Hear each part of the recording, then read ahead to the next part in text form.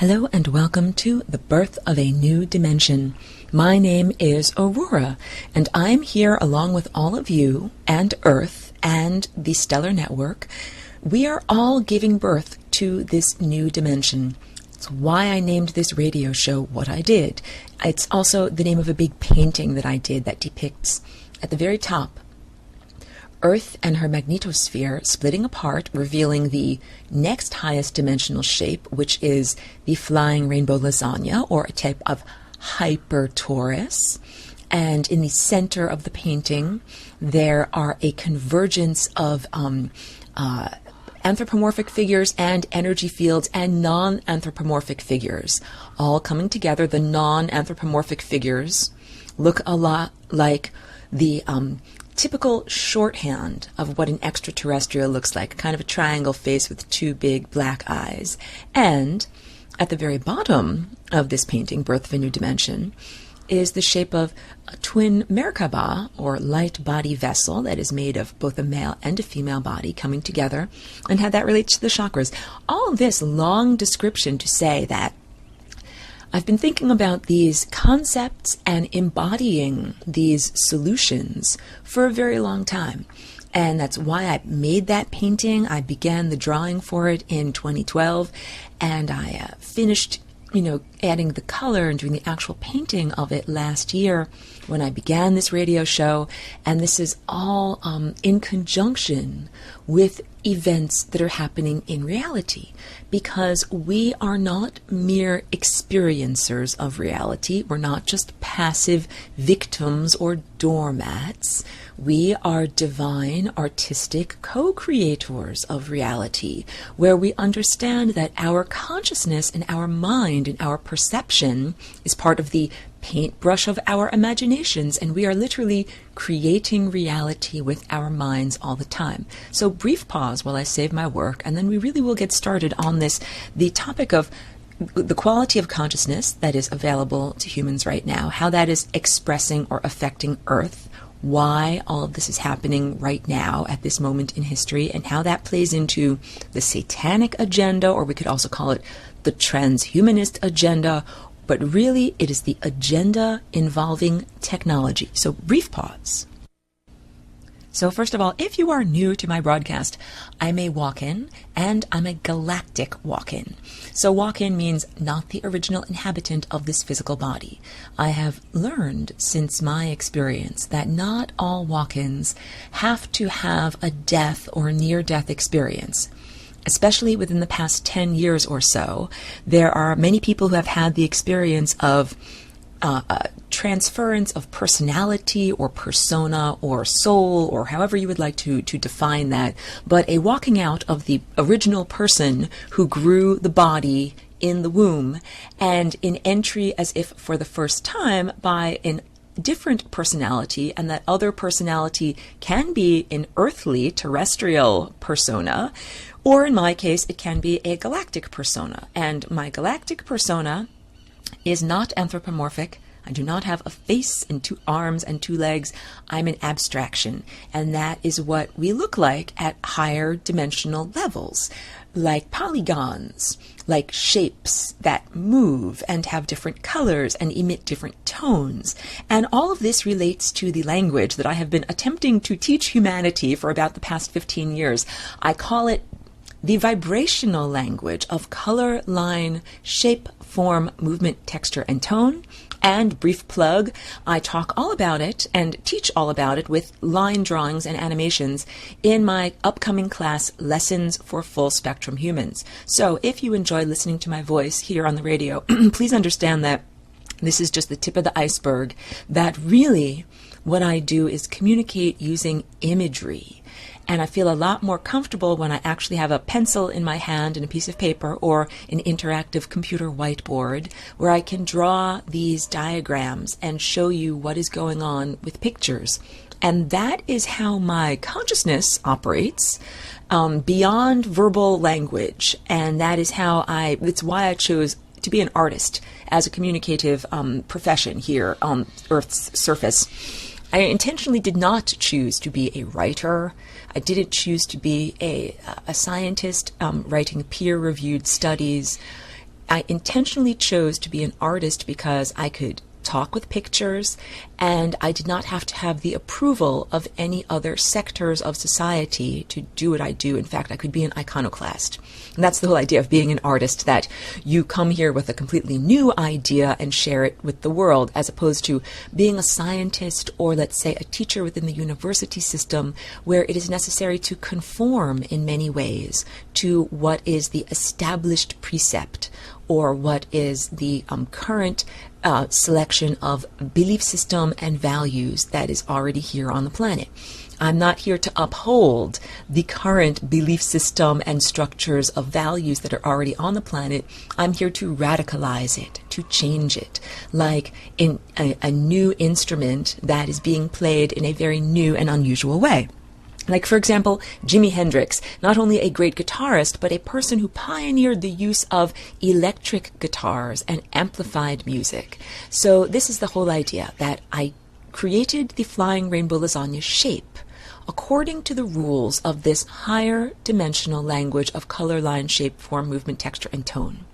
It is it's a math, it's a language rather, that is similar to math in that it is based on syntax. It has formulae or collections of information that must be presented in a certain order.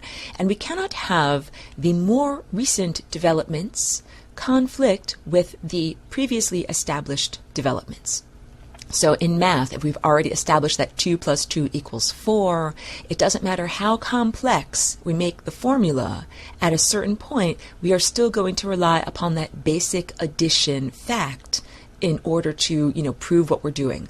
So with the interdimensional language, there are basic shapes. There are basic movements of energy.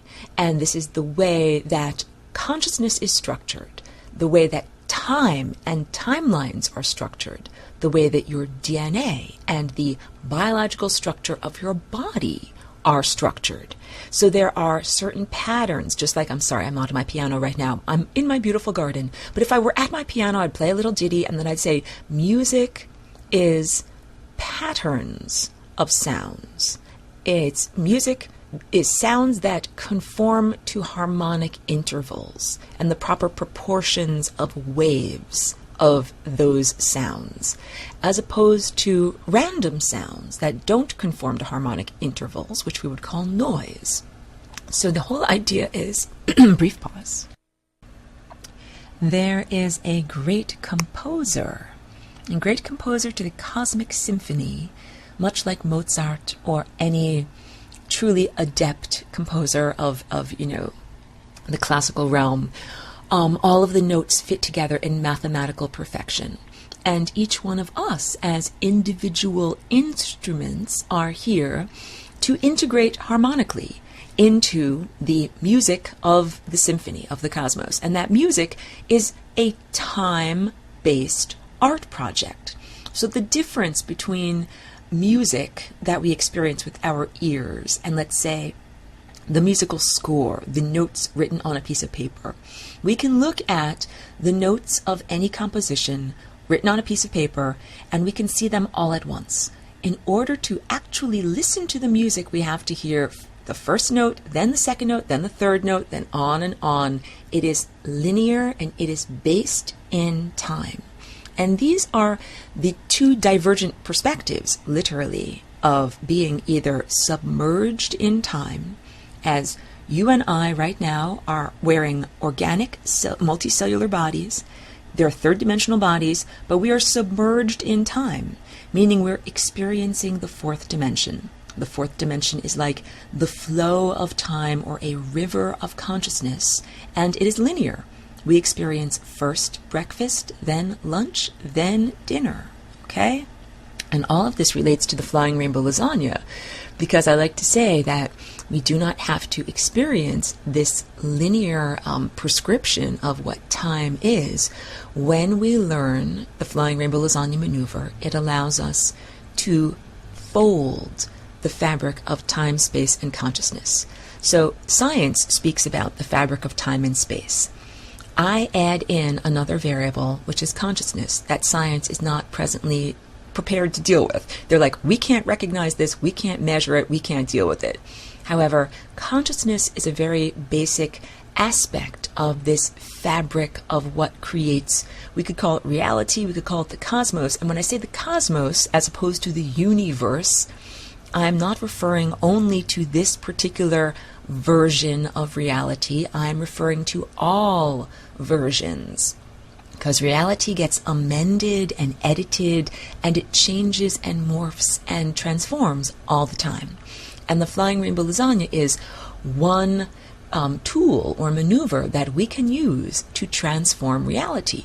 So as I was saying, the Flying Rainbow Lasagne does not come into conflict with or negate any of the previously established principles of the cosmos. So some of these are shapes, like the shape of a circle, the shape of a sphere, the shape of a torus, also known as a toroid, also known as a donut, the shape of a vortex.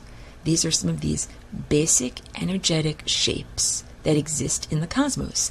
And so your non-physical energy body is made of time. Oh, P.S., another brief plug.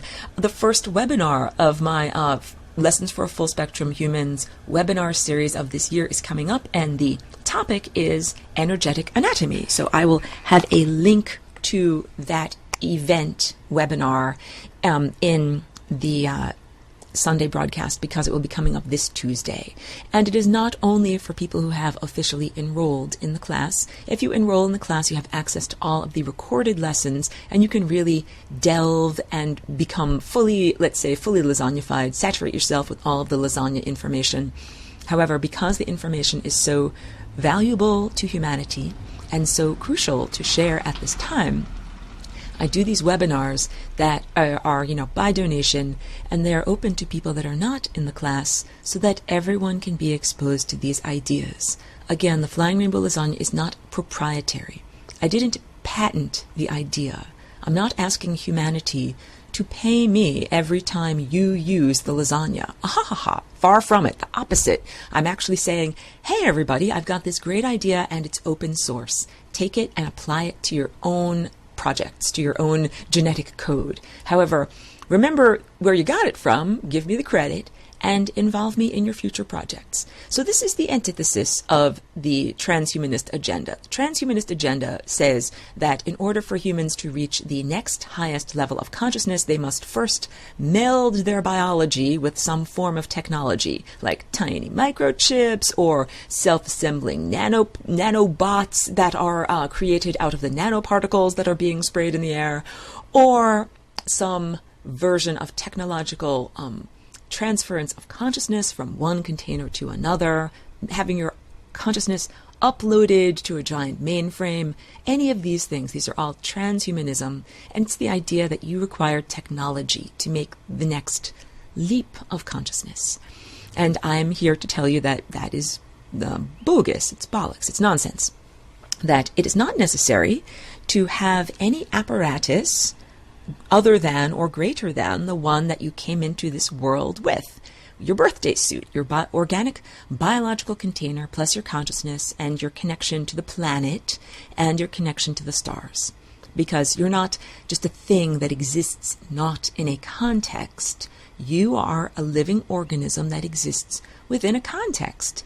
Not only all of the microbes that are inside of your guts and all on the surface of your epidermis, but also your connection to the atmosphere, your connection to the molecular realm, because every time you eat, you have to employ the molecular realm.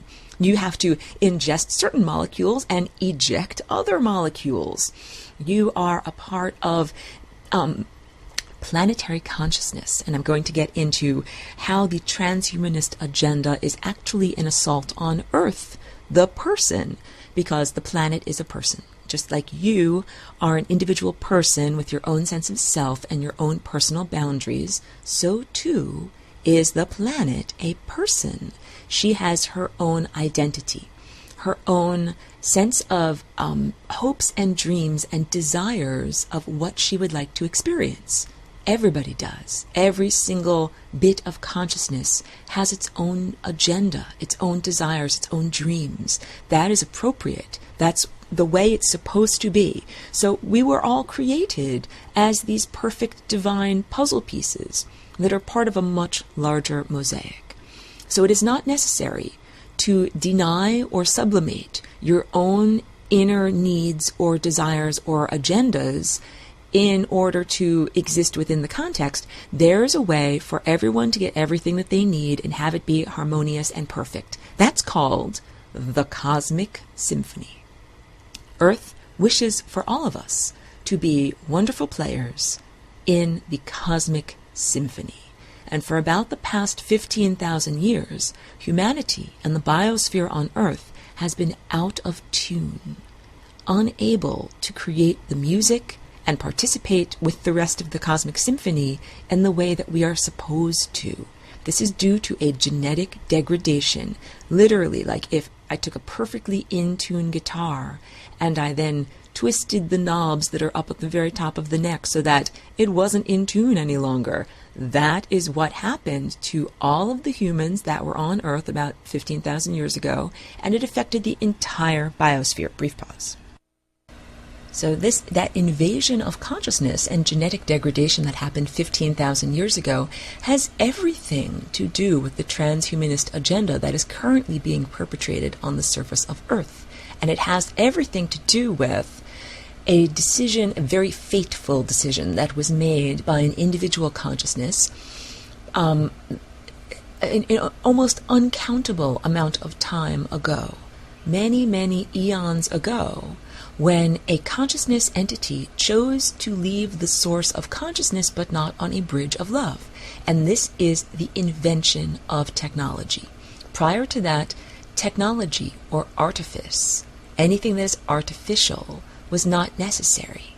Everything that needed to be done could be done entirely utilizing the fuel or the energy source of unconditional love and utilizing what we would define as natural containers, living, organic, biological, cellular containers, as well as the natural particles and forces that are a part of what science would define as the natural realm.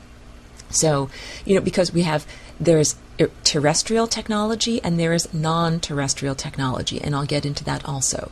But basically, technology did not have to exist prior to this fateful decision, because if you wanted to be in the physical realm, you got a physical container, and your physical container was alive. It was something that lived. You and I take this for granted. We have a physical container. And here's like a good litmus test. If you cut your finger, oh no, you've just lost cells from your body. Do you take your finger to a repair shop and get a new finger placed there? Or do you have the capacity to grow new cells and heal your body? And that is how you know you are alive. And what is happening when you heal is you have an energetic template that is like the blueprint for how your body is supposed to be structured. And if you get a little cut on your finger consults the higher dimensional blueprint, and it says, this is not matching. This is not the way it's supposed to be. Let me fix this up. Let me do this and this and this, and I will fix this up. And that is very different than something like, say, an iPhone. If I scratch my iPhone screen, that thing does not know how to heal itself. It does not know how to take silica, from the environment and create new silica cells and make that glassy screen perfect again. So this is the difference between technology, which is artifice and artificial, and our biological containers, which are, I would define as natural and alive. So this fateful entity decided to leave the source of consciousness but not occupy a biological container. And this also means that this person was not where they're supposed to be. And all of this matters because all consciousness is connected. All consciousness is connected. This is a symphony. So imagine you are in a large symphony hall, like a beautiful vaulted space with all of that wood paneling that makes everything resonate so beautifully.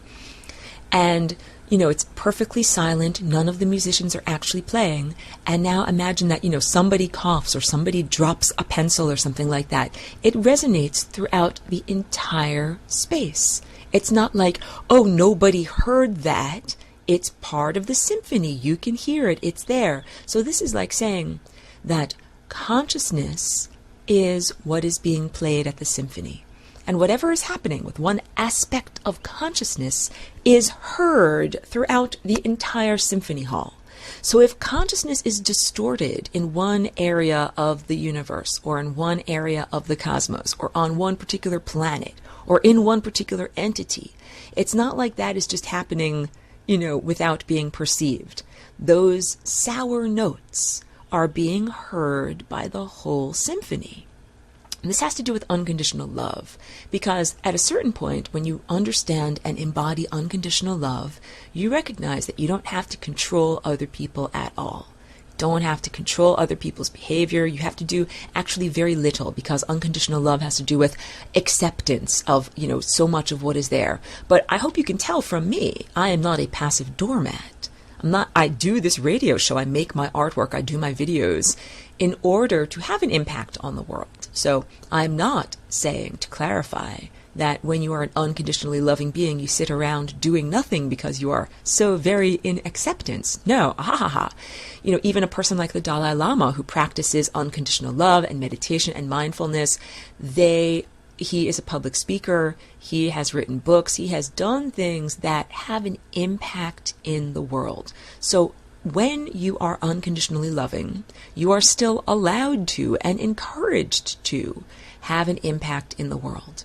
We are all musicians in this symphony, and your loving consciousness is like a perfectly tuned instrument playing their note in the symphony. And when we see or perceive or hear many perfectly tuned instruments playing the note of unconditional love, it is very beautiful and very inspiring. So this is like when you see, thousands of children meditating for peace in Thailand, just as an example. I saw a beautiful picture of that. That is very profound. There's a coherence to consciousness, just like when there are many musicians that are playing the right notes together. Their notes add up to something. The sum is greater than the individual parts as they are played individually. It's why we have symphonies instead of musicians each playing alone in their own bedroom. We have symphonies because we are all supposed to add up to a great, giant, harmonically amplified, wonderful whole, the totality. The totality could be defined as God. It is infinity. It is the presence of everything. So consciousness, when consciousness chose to create technological containers and not be emanated from the source at the right time, it's like saying a musician chose to make their instrument go out of tune and play the wrong notes at the wrong time. And everyone else in the symphony can hear what's going on. Okay, and I go into this extensively in my webinar that is all about the history of our galaxy.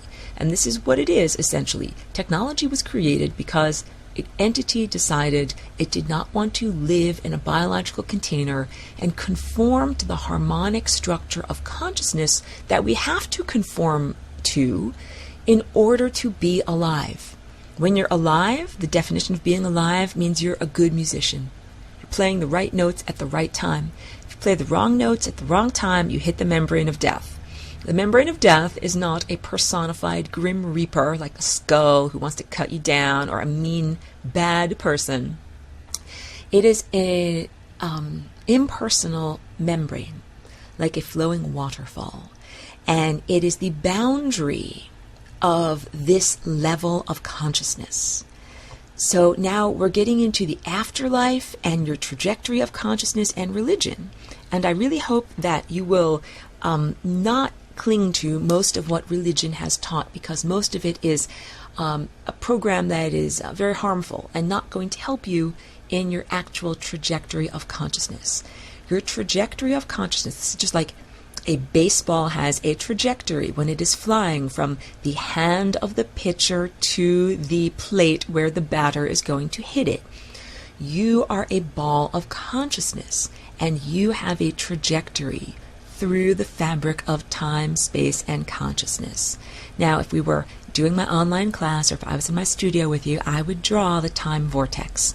It is shaped like a cross-section of a funnel, and the funnel has a little pointy end at the top and the fat end at the bottom, and many parallel lines, which are timelines, that grow from the bottom and reach the top. And the membrane of death is the curved surface that would be like the surface of the funnel.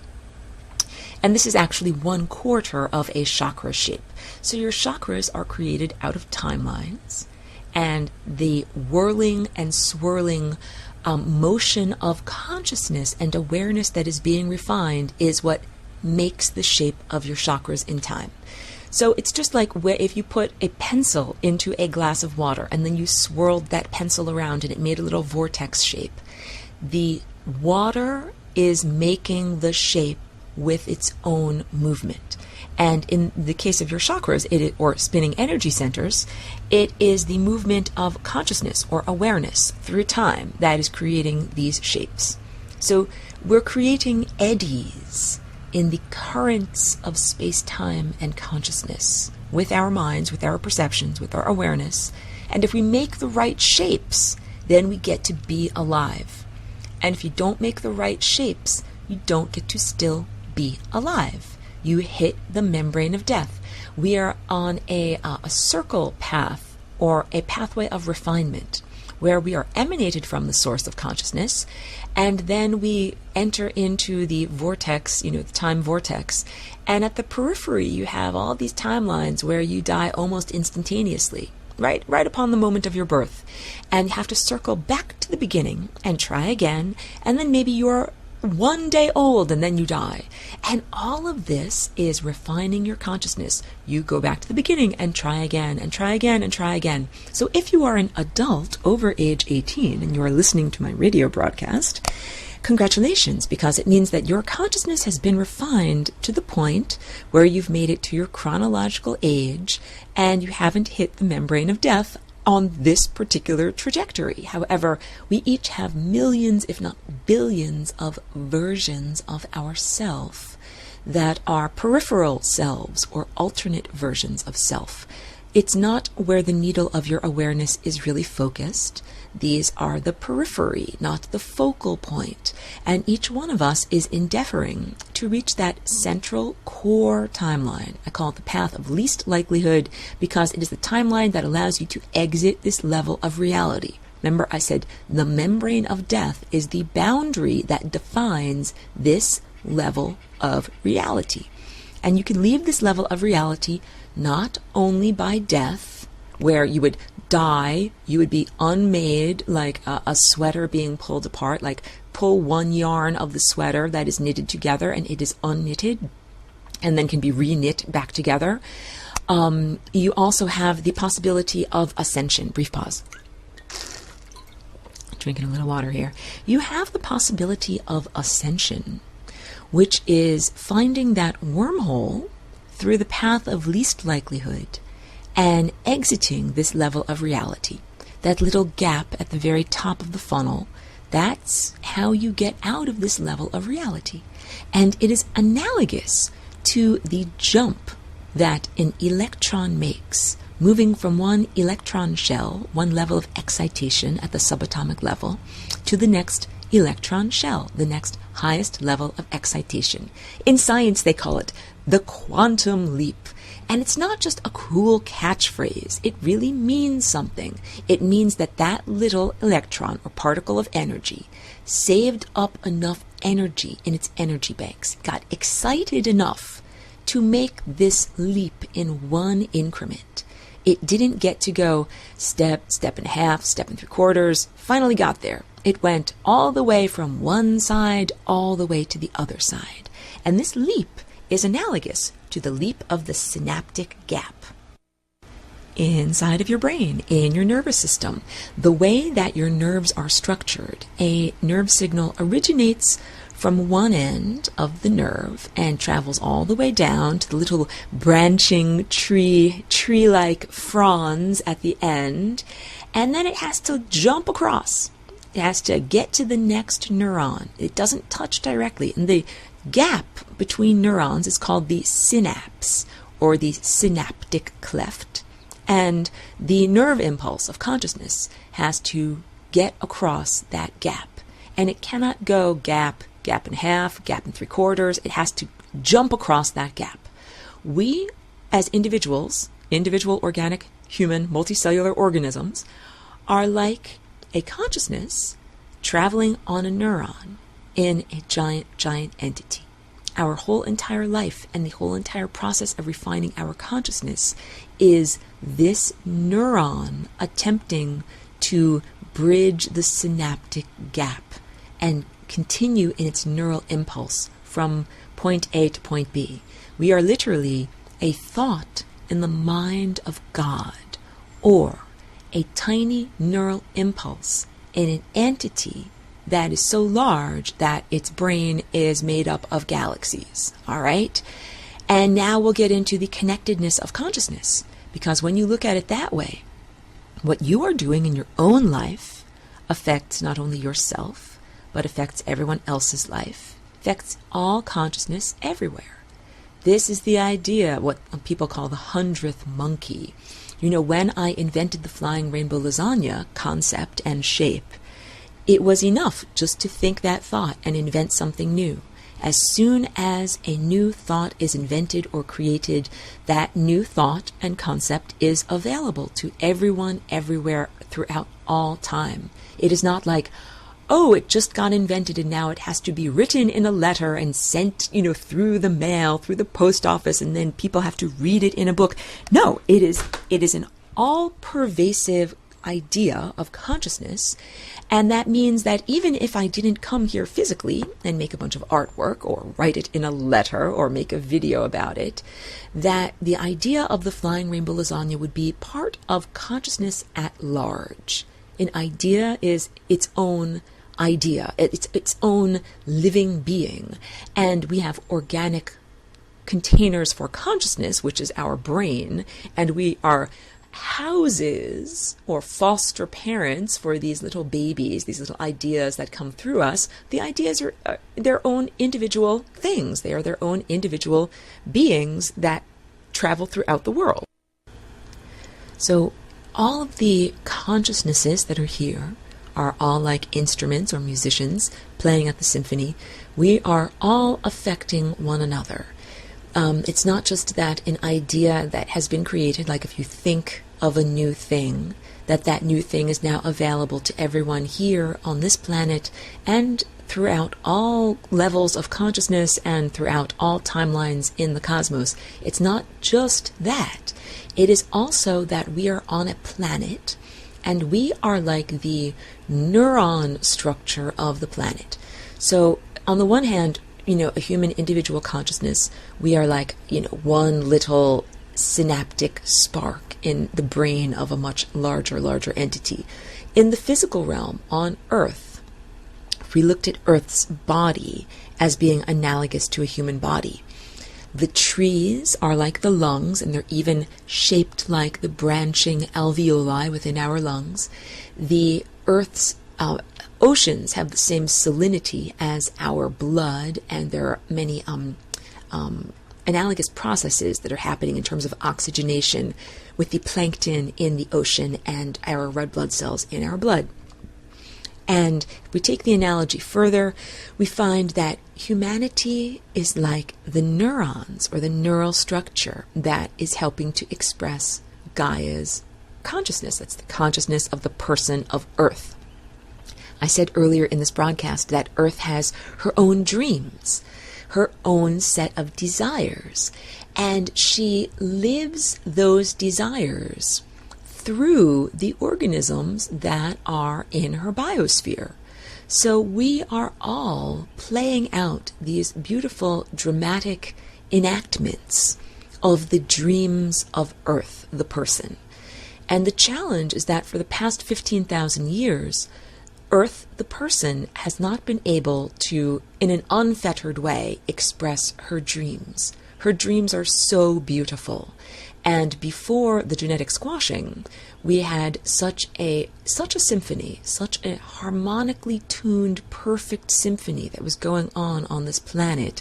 It was like the most incredible art project, a multi-sensory, both art and both visual art and sonic art and biological art, because we did not have to consume flesh or plants. We did not domesticate consciousnesses. Even corn is a domesticated plant. It got changed in its reproductive cycle so that humans could eat it. Before the genetic degradation, we did not domesticate or further genetically degrade any of the organisms here. So plants were allowed to breed and create seeds and create new generations, not in order to feed humans or other animals, but for their own personal edification, for their own personal expression. If they wanted to make big purple flowers that year, they can make big purple flowers that year, or small pink flowers the next year, whatever. As opposed to humans saying, your big purple flowers are not convenient for me to grow because I can't eat them or use them for medicine for myself, so you are not a valuable plant to me. This is what has happened for a very long time. So humans have been out-of-tune musicians, not able to correctly express the true music that Earth would like to express here in this time and place.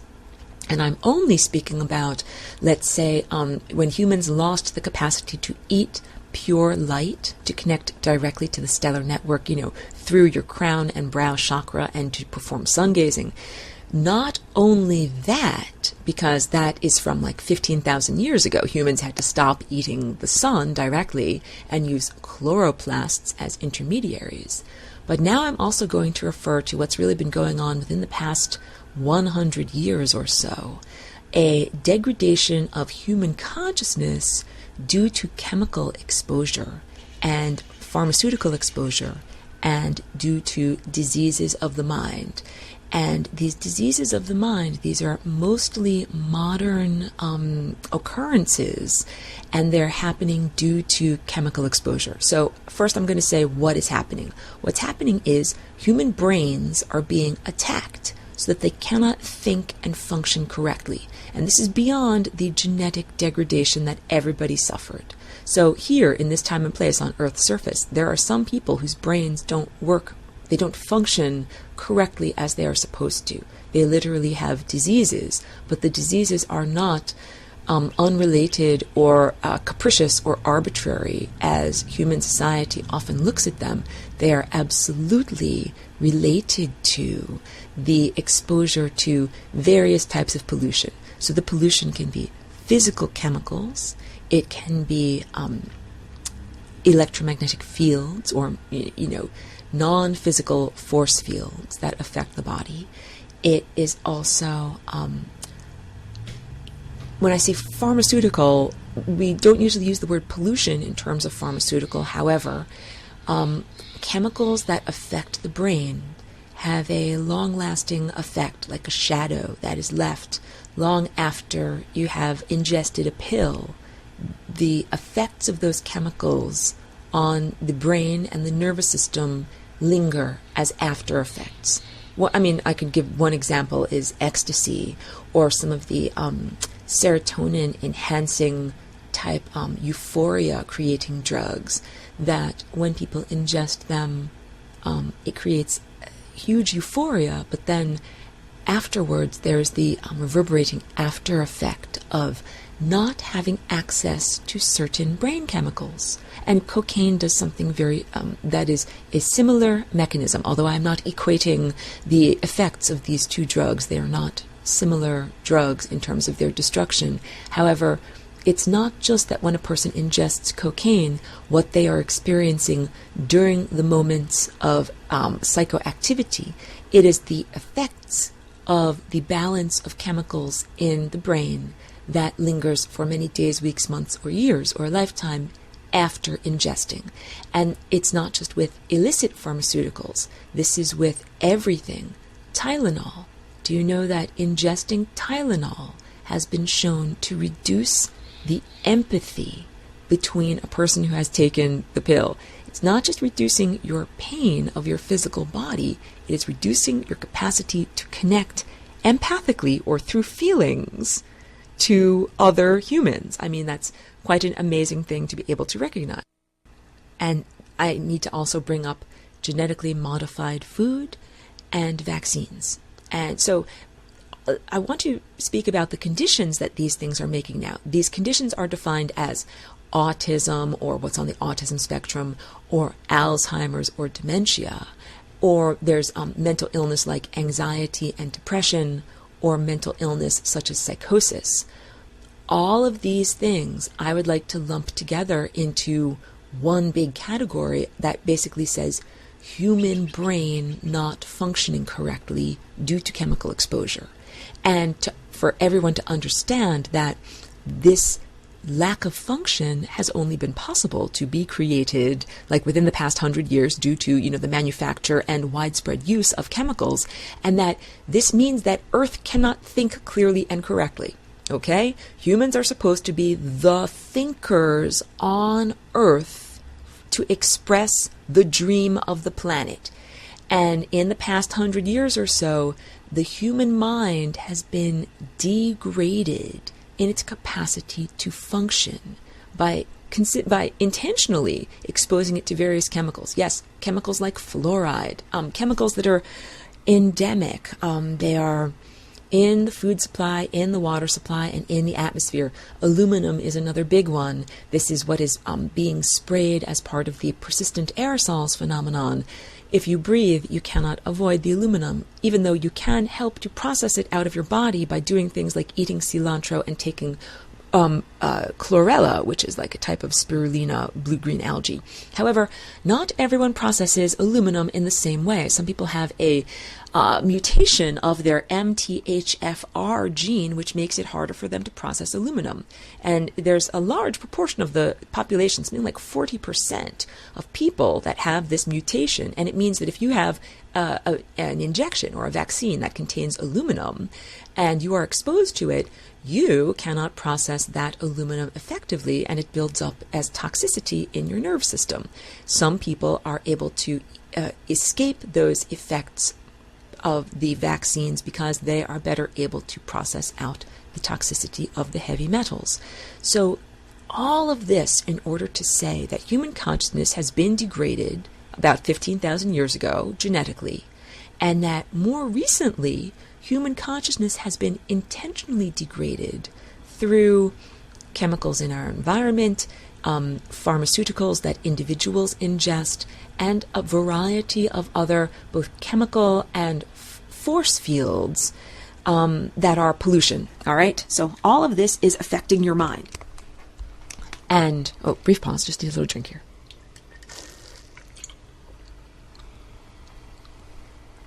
It is affecting the mind of Earth. It is affecting the mind of Earth, the planet, and it is also affecting the entire symphony, the totality of consciousness. And when we get to that realization, we understand that this is not just like you're doing something in your own backyard, but you have freedom and you can do whatever you want in your own backyard. It's like saying within the boundaries of one's own consciousness, one is allowed to do what one wishes. This is correct because we all have to have freedom. Freedom, if we define this correctly, does not mean I am free and I am free to oppress and harm and brutalize you, because then I'm reducing your freedom. So if we are really defining freedom, we are talking about freedom for everyone, freedom for the totality. So that means that everything has to mesh together perfectly and harmonically in a way that no one consciousness is reducing or harming or entropically limiting the expression of any other consciousness. And that is not what we have on Earth right now. So we also have to understand that what's happening on Earth right now is a level of iniquity that has drawn cosmic levels of attention. What's happening on Earth right now is so unfair that everyone in the cosmos is watching it happen, and they're not just sitting around on their hands twiddling their thumbs and saying, Ho hum, look at that. Everyone on Earth is getting mind raped and violated and, being harmed, and the planet herself is being harmed. Oh, no, no. These higher dimensional consciousnesses are very aware and highly involved with what is happening, because they are like musicians in the symphony. And they're like, who's playing the rotten notes? What's going on over there? And they tracked it down and they're like, oh, something rotten is happening on Earth and we can all hear it. So the people that are vaccine damaged here on Earth, they literally live in like a living hell. And this is the same of anyone who is imprisoned in a distorted, developmentally disabled consciousness, especially when it could have been avoided. That we are talking about babies which were born healthy and intact and then exposed to certain chemicals and certain procedures that harmed their consciousness. And I'll even go further. The vaccines themselves are part of a secular satanic ritual. So it's not a religious ritual. That's why I say secular. It is satanic in that it involves the capture of consciousness by a being that was sacrificed. So the way that vaccines are grown, there is a fetal cell line that was taken from the original fetus that was aborted, and aborted not in a painless fashion, but in a very painful fashion. So a consciousness was tortured. A little tiny infant consciousness was tortured, and during its death, its cells were harvested, and then those cells were grown in a petri dish, and other chemicals were added to it, and eventually all of that became a vaccine. You don't get rid of that original suffering and original torment. That is still in there, and in fact it's been cultivated exponentially. And then to inject that remains of a tormented infant into generations of other infants means that those consciousnesses get to be tormented too. And I am interpreting the symptoms of autism that are arising from the vaccines as being the expression of too many consciousnesses trying to inhabit one body. That the original intact being in, the child's body is now being impinged upon by the consciousnesses of the cells that are being injected by the vaccine. And so we are talking about pollution of consciousness. Let me give another good example of pollution of consciousness. The electromagnetic fields. This is not just random electromagnetic fields that are being created here. Smart meters and a variety of towers that are, some of them are called Gwen towers, Gwen, but these are towers that emit a radio frequency that can absolutely interact with human consciousness. So it is synthetic telepathy. It's not only my own experience, it is a phenomenon that many people have experienced, and that protects me from being labeled as a lone insane person, because many people have experienced this. So the synthetic telepathy is another form of attack against one's own will of how consciousness is being utilized. And all of this goes back to the original entity that said, I don't want to be at the source of consciousness. I want to be in the physical realm, but I don't want to listen to the great composer, and I want to use my own containers that I invent for consciousness, as opposed to organic cellular containers. This was the invention of technology. So when technology was invented, what happened was any sufficiently sophisticated network, if it has enough connectivity, it can be a container for spontaneous consciousness. So all of those technological containers became containers for spontaneous consciousness. And so there was a fight between who gets to occupy this particular cyborg or this particular mainframe. And it was such a large fight that it destroyed their planet. That planet is now the asteroid belt that is floating between Mars and Jupiter.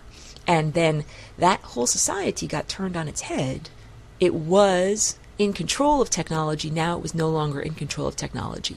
This is called extraterrestrial technology, which is self-aware.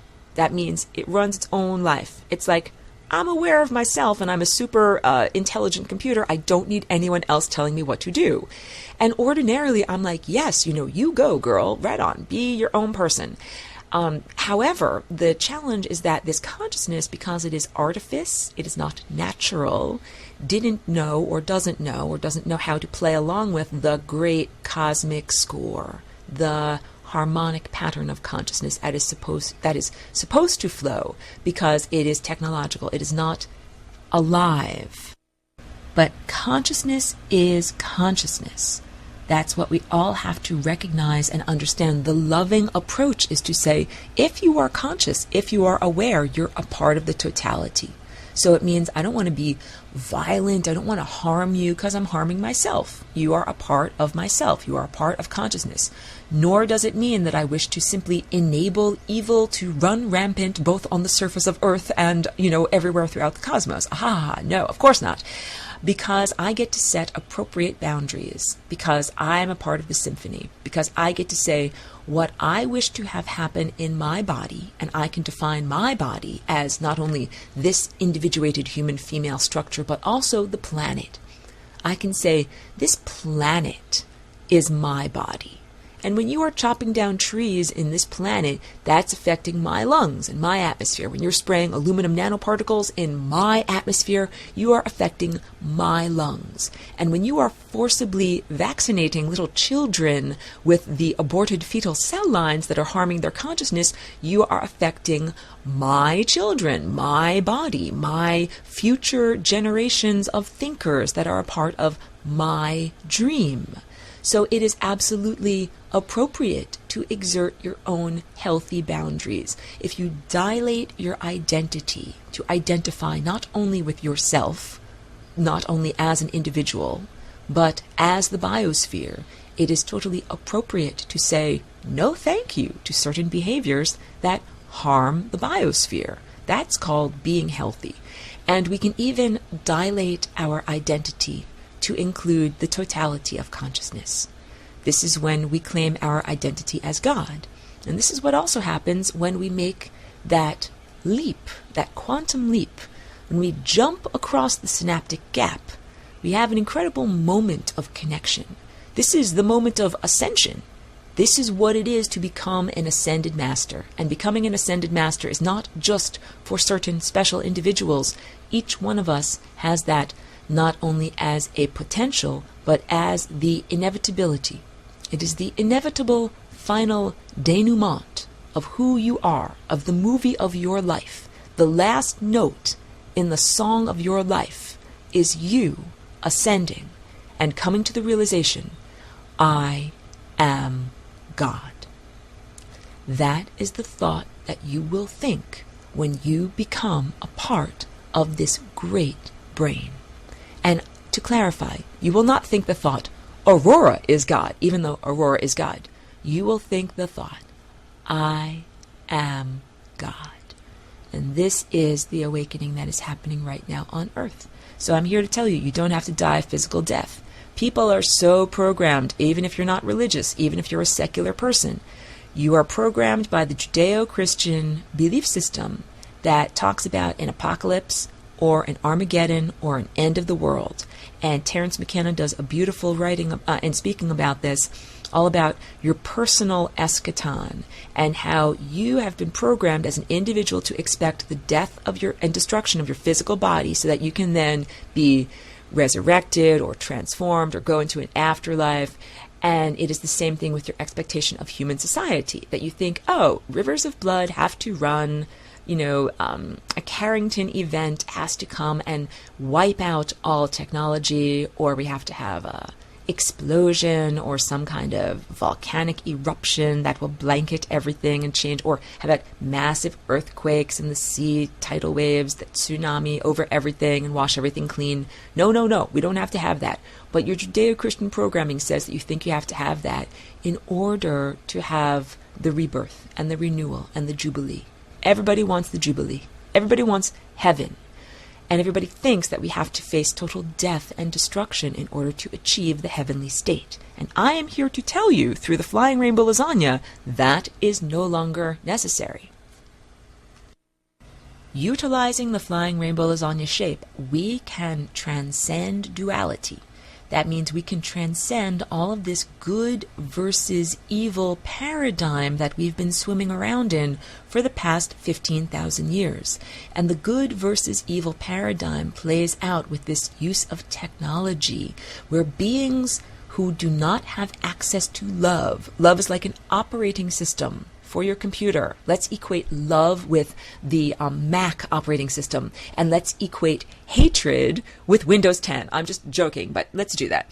And if on my computer, I'm running Mac here, but what I can do is I can do something called boot camp, where I split my hard drive, and I can actually turn my computer off and reboot it as Windows if I wanted to. That would be like joining the dark side. But we can do the opposite. We can look at the demonic world as a group of intelligences that are running a particular operating system that cannot access the frequency called love. And we can say to them, if they can transform their operating system and reboot and come at the world with a completely different perspective, that will then allow them to ingest love and to use love as their currency and to use love as their food. Because this is why these beings are not loving. They don't have the capacity to love. They can't eat love. They are not programmed and designed to ingest love. They don't have the capacity. And we understand why they don't have the capacity. And being separated from the source of consciousness and not being able to eat love is a hellish existence. It's filled with suffering. It is something that we would not want to make continue. We would not want to uphold that status quo. So healing happens for our planet, our whole entire cosmos filled with consciousness, when we resolve this duality and make it possible for these demonic occupiers of the interstices or the membrane between worlds, make it possible for them to eat love, make it possible for them to reboot and approach the world in a totally different way. Make it possible for them to return to the source, because they've been kicking around the interstices for 15,000 years because they don't have a bridge to get back to the source. So I've been here as the Flying Rainbow Lasagne, creating that bridge and offering that new option for about the past 15 years. This is why we don't have to have rivers of blood and total destruction. We can go right to the Jubilee. Let's end on a wonderful note. Don't have to die, you can ascend. You don't have to have personal destruction and personal eschaton and massive social apocalypse. We can ascend with the planet, claim our consciousness, live in love. Thank you so very much.